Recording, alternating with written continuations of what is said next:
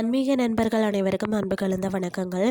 இன்றைக்கு நாங்கள் ஆன்மீகம் சம்பந்தமான பதிவில் ஸ்ரீ நாகநாத சுவாமி திருக்கோயிலை பற்றி பார்க்கலாம். அதாவது பார்த்தீங்கன்னா, சிவபெருமானுக்கு மாம்பழ சாற்றில் நேரடியாக அபிஷேகம் செய்யப்படக்கூடிய அற்புத தேவார பாடல் பெற்ற தலம்தான் இது. திருவாரூர் மாவட்டத்தில் மன்னார்குடியில் இருந்து வடக்கே 3 கிலோமீட்டர் தொலைவில் தான் பாமணி நதிக்கரையில் அமைந்துள்ளது. இந்த தல சிறப்பு ஆன்மீக மகிமைகளை நாம் பார்க்கலாமா வாங்க.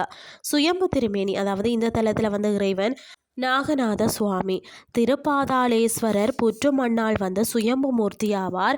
பொதுவாக சுயம்பு லிங்கங்களுக்கு கவசம் சாற்றியே அபிஷேகம் செய்வார். ஆனால் இங்கு ஆயிரக்கணக்கான ஆண்டுகளாக நேரடியாகவே தினமும் இருவேளை அபிஷேகம் நடைபெறுவதுதான் தனிப்பெரும் அற்புதமாக காணப்படுகிறது.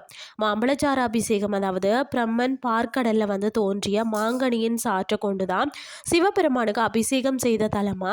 இன்றும் இந்த கோவிலில் சுவாமிக்கு மாம்பழ சாரால் அபிஷேகம் செய்வது மிக சிறப்பு வாய்ந்தது.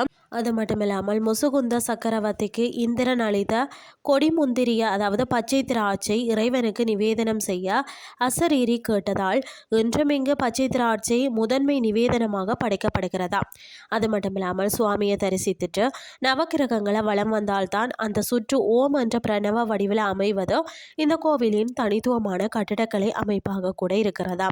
ராகுகேது தோச நிவர்த்தி, அதாவது நாகராஜன் ஆதிசேஷன் மற்றது பாதாள உலக நாகங்கள் பூஜித்த தலமென்றதால இங்கு வழிபாடு செய்தால் நாகதோஷம், ராகுகேது தோஷங்கள் மற்றது திருமண தடைகள் உடனடியாக விலகுமா.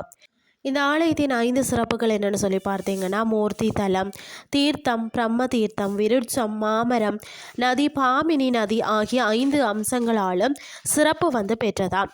ஆன்மீக அமைதியையும் தோஷ நிவர்த்தியையும் அருளக்கூடிய இந்த அற்புத தலத்துக்கு குடும்பத்துடன் சென்று தரிசித்து இறை அருள் பெற்றுக்கொள்ளுங்கள் என்று சொல்லி கூறிக்கொண்டு இன்றைய ஆன்மீகம் சார்ந்த பதிவை நிறைவு செய்து கொள்கிறேன். இதே மாதிரி மற்றொரு ஆன்மீகம் சார்ந்த பதிவோடு உங்களை சந்திக்கிறேன். நன்றி.